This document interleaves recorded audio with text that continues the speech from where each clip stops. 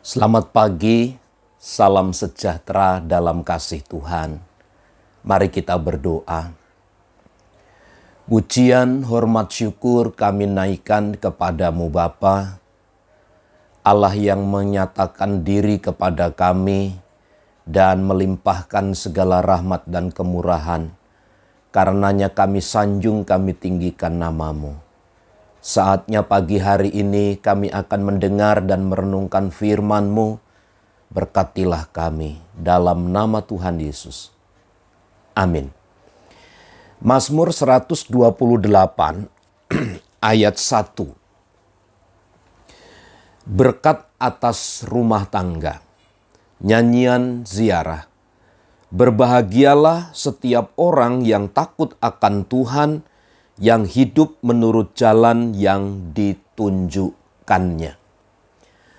Kebahagiaan yang dimaksud di sini adalah bukan kebahagiaan yang sifatnya sementara, yang dipengaruhi hanya oleh keadaan baik dan buruk, atau yang dipengaruhi hanya oleh karena sebuah materi yang kita terima dari Tuhan. Tetapi kebahagiaan yang seperti ini yang dikejar, yang dicari oleh banyak orang, kebahagiaan seperti ini hanya berujung kepada kekhawatiran semata. Sebab banyaknya materi tidak akan pernah menjamin adanya sebuah kebahagiaan.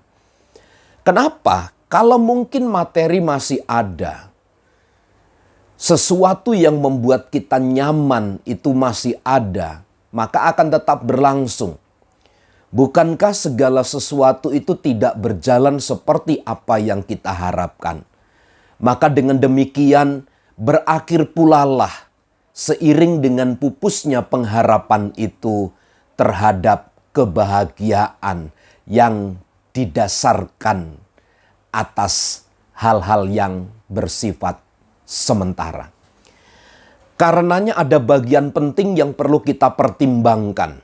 Kita perlu mengulang kembali bahwa ada kebahagiaan yang bersifat permanen.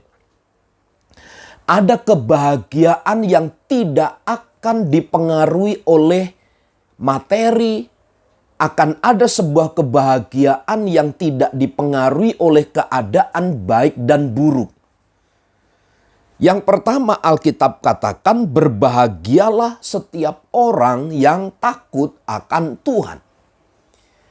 Inilah kebahagiaan yang bersifat kekal itu. Apabila seseorang takut akan Tuhan. Ketika takut akan Tuhan mendahului prinsip-prinsip manusiawi. Sesungguhnya disinilah letak kebahagiaan yang sejati itu. Tidak bisa kita pungkiri Bapak Ibu Saudara bahwa kebahagiaan karena takut akan Tuhan, di mana kehidupan kita landaskan, kita dasarkan kepada firman Allah. Takut, hormat kepada Tuhan, tentu implikasinya adalah, aplikasinya adalah menjauhi kejahatan. Meninggalkan dosa, takut untuk berbuat kejahatan, karena kejahatan itu adalah melanggar ketetapan dan ketentuan dari Tuhan. Setiap orang yang takut akan Tuhan, kata pemazmur Alkitab melalui ilham Roh, dia adalah berbahagia. Lalu yang kedua, yang hidup menurut jalan yang ditunjukkannya. Ada jalan-jalan yang kita lalui di dalam hidup kita, yang kita jalani itu berdasarkan pemahaman kita. Nilai-nilai budaya, berdasarkan nilai-nilai yang berlaku secara global di dunia ini. Berbuat baik menurut dunia, itu kita pandang sebagai yang sesungguhnya yang mendatangkan kebahagiaan, dan belum tentu.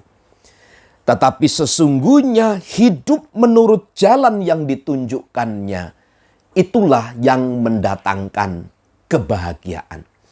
Hidup menurut jalan yang ditunjukkan oleh Tuhan. Alkitab inilah sebagai firman Allah, sebagai panduan bagi kita, langkah jalan yang kita harus lalui. Maka firman dan ketetapan inilah yang membuat kita berbahagia. Tidak akan pernah kita haus ketika kita mengkonsumsi firman Allah. Tidak akan pernah kita menjadi lapar lagi ketika firman Allah itu menjadi makanan keseharian kita. Kalau kehidupan kita adalah melakukan firman Allah, maka sesungguhnya kebahagiaan itulah menjadi jaminan bagi setiap kita. Keadaan sulit, situasi tidak memungkinkan hari-hari ini.